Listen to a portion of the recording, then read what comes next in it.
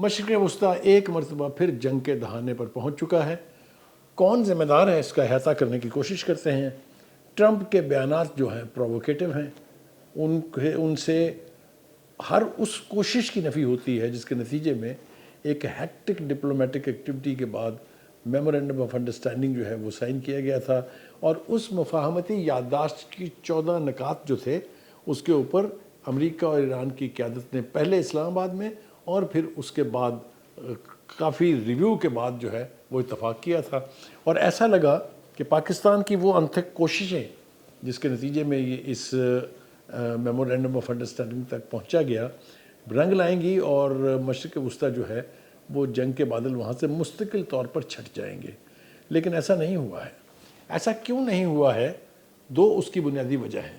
ایک تو غیر ذمہ دارانہ رویہ ہے پریزیڈنٹ ٹرمپ کا، جو صبح کچھ کہتے ہیں، شام کو کچھ کہتے ہیں اور رات کو کچھ کہتے ہیں اور اگلے دن سب کچھ بھول جاتے ہیں۔ دوسرا ذمہ دار اس کا نیتن یاہو ہے، جو صہیونیت کی علامت ہے اور جس نے آج تک نہ صرف یہ کہ اس میمورینڈم آف انڈرسٹینڈنگ کو، اس مفاہمتی یادداشت کو تسلیم نہیں کیا، بلکہ جنگ بندی کی وائلیشن کے حوالے سے اگر دیکھا جائے تو اس نے ایک دن کے لیے بھی لبنان میں جنگ بند نہیں کی ہے، جو کہ مسلسل اور خوفناک قسم کی وائلیشن ہے اس تمام انڈرسٹینڈنگ کی، جو بہت محنت کے بعد 47 برس کے بعد امریکہ اور ایران کی قیادت ایک ٹیبل پر مل کے بیٹھے، پاکستان کے پرائم منسٹر کو، پاکستان کے field marshal general Asim Munir کو اس کا کریڈٹ جاتا ہے، پوری دنیا نے یہ تسلیم کیا ہے۔ لیکن اب اس کیے کرائے کے اوپر پانی پھیرنے کے لیے ٹرمپ جو ہیں وہ کوئی کسر ہی نہیں چھوڑ رہے ہیں۔ کبھی وہ یہ کہتے ہیں کہ تم نے یہ کیا تو میں یہ کر دوں گا، تم نے یہ کیا تو میں یہ کر دوں گا۔ ابھی اس وقت جو صورتحال ہے وہ یہ کہ آبنائے ہرمز اس کے حوالے سے جو کچھ اس مفاہمتی یادداشت میں لکھا گیا اس کی وائلیشن امریکہ نے کی ہے، ایران نے نہیں، اس لیے کہ عمان سے مل کے ایک نیا راستہ دریافت کر کے وہاں سے جہاز گزارنے کی کوشش کو بالآخر ایران نے چیلنج کرنا تھا، کیونکہ مفاہمتی یادداشت میں یہ لکھا ہے کہ اس صورتحال کو جو آبنائے ہرمز میں اس وقت ہے اس میں کوئی تبدیلی لانے کی کوشش نہیں کی جائے گی۔ جب ان جہازوں کو چیلنج کیا گیا تو وہ پھر یعنی ٹرمپ نے جس طریقے سے اس کے اوپر ریئیکٹ کیا ایران پر حملہ آور ہو کے، یہ دوسری مرتبہ ہے۔ میمورینڈم آف انڈرسٹینڈنگ جب تحریر کی جا رہی تھی ایک دفعہ اس وقت حملہ کیا اور ایک دفعہ اب حملہ کیا ہے۔ 85 کے قریب ٹارگٹ جو ہے وہ انہوں نے ہٹ کیے ہیں۔ ایران نے جواباً غزل تو پیش کیا ہے، لیکن اب ایران نے بھی ایک دھمکی دی ہے کہ اگر آپ باز نہ آئے تو ہمارے پاس جو دیگر آپشن ہے، ہم پھر اس خلیج کے اندر جو ریاستیں ہیں جو آپ سے تعاون کر رہی ہیں، جن کے ہوائی اڈے جو ہیں وہ آپ استعمال کر رہے ہیں، ان کے خلاف بھرپور ایکشن کیا جائے گا، اور اگر اسرائیل نے کہیں غلطی کی ہم پر حملہ آور ہونے کی یا ہمیں چھیڑنے کی تو اسرائیل کو بھی ہم وہ سبق سکھائیں گے جو اس کی نسلیں بھی آئندہ یاد رکھیں گی۔ اب ٹرمپ نے ایک نیا پینترا بدلا ہے۔ وہ یہ کہتے ہیں کہ ایران کی میں ہٹ لسٹ کے اوپر ہوں اور ایران مجھے قتل کر دے گا۔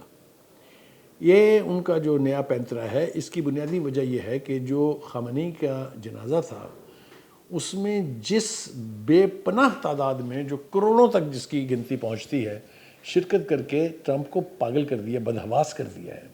اس کا خیال ہی نہیں تھا، اس کو تصور نہیں تھا، یہ اس نے تسلیم بھی کیا ہے کہ اتنے لوگ محبت کرتے تھے خامنئی سے، اور جو یکجہتی، جو اتحاد اس نے دیکھا ہے وہ اس کا بدحواس ہو جانا بڑا قدرتی عمل ہے۔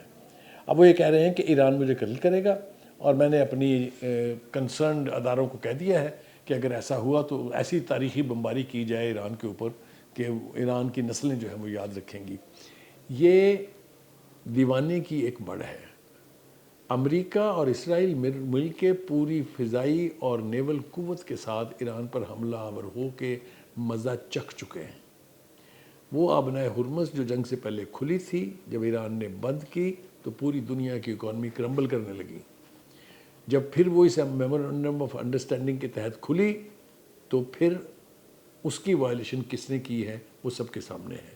اس سے پہلے جب یہ کھولی گئی تھی تو امریکہ نے ناکہ بندی کے ذریعے کیے کرائے پر پانی پھیر دیا تھا۔ امریکہ کا صدر اس طرح سے کیوں بیہیو کر رہا ہے؟ وہ اس طرح سے یعنی ایسے فیصلے کیوں کر رہا ہے جو ایک سٹیٹ کے ہیڈ کو زیب بھی نہیں دیتے اور نہ ہی اس سے اس کے بقول دشمن کے اوپر کوئی اثر ہونے جا رہا ہے۔ مثال کے طور پہ وہ یہ کہتے ہیں کہ ہم ایران کی اس لیڈرشپ کو بھی ایلیمینیٹ کرنے کا فیصلہ کر چکے تھے، اور یہ جو جنازے میں شریک تھے ان کی زندگیوں سے بھی کھلواڑ ہو سکتا تھا۔ یہ آپ تصور کر سکتے ہیں کہ امریکہ جیسی سپر پاور کے پریزیڈنٹ کا یہ ایٹیٹیوڈ ہونا چاہیے، یہ رویہ ہونا چاہیے؟ میرے خیال سے یہ شرمناک ہے، اور ان کو گھر میں بھی اور باہر بھی شدید کرٹیسزم کا سامنا کرنا پڑے گا۔ دوسری بات یہ ہے کہ اس کی پہلی شک جو ہے مفاہمتی یادداشت کی وہ یہ تھی کہ دونوں فریق ایک دوسرے کو دھمکیاں دینا بند کریں گے اور کسی صورت بھی الزامات نہیں لگائیں گے ایک دوسرے کے اوپر، انلیس کہ ایک اوور آل اچھا معاہدہ جو ہے وہ وجود میں آتا ہے۔ لیکن اس کی وائلیشن ٹرمپ نے پہلے دن سے جاری رکھی ہے، نیتن یاہو اس کی وائلیشن کر رہا ہے۔ اب میں کئی دفعہ یہ کہہ چکا ہوں کہ ہمیں یہ ضرور سوچنا چاہیے کہ پریزیڈنٹ آف یونائٹڈ اسٹیٹس کا یہ بچگانہ، احمقانہ اور جاہلانہ رویہ کیوں ہے؟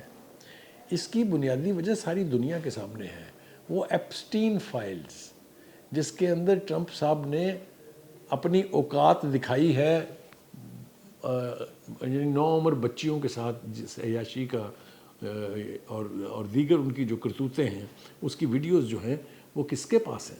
وہ نیتن یاہو کے پاس ہیں۔ وہ کس نے بنائی ہیں؟ وہ موساد نے بنائی ہیں، اور امریکہ کا صدر تسلسل کے ساتھ بلیک میل ہو رہا ہے اور اس سے بچنے کے لیے انسانیت کے ساتھ کھلواڑ کر رہا ہے۔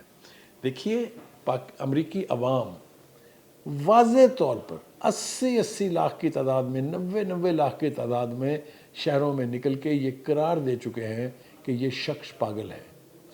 آپ ان کے سینٹ میں اور کانگریس میں لیڈروں کی تقاریر سنیں، وہ یہ کہتے ہیں کہ یہ بدحواس شخص اب حکمرانی کرنے کے قابل نہیں رہا۔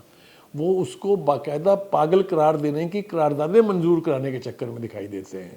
ابھی حال ہی میں جو قرارداد منظور ہوئی، جس میں خود ٹرمپ کی پارٹی کے 4 لوگوں نے اس کے حق میں ووٹ دیا، جو اس کے جنگ شروع کرنے، جنگ جاری رکھنے کے اختیارات کو محدود کرنے کے لیے ہے۔ یہ قرارداد پاس ہو چکی کانگریس سے بھی اور سینٹ سے بھی، جہاں اس کی اکثریت ہے۔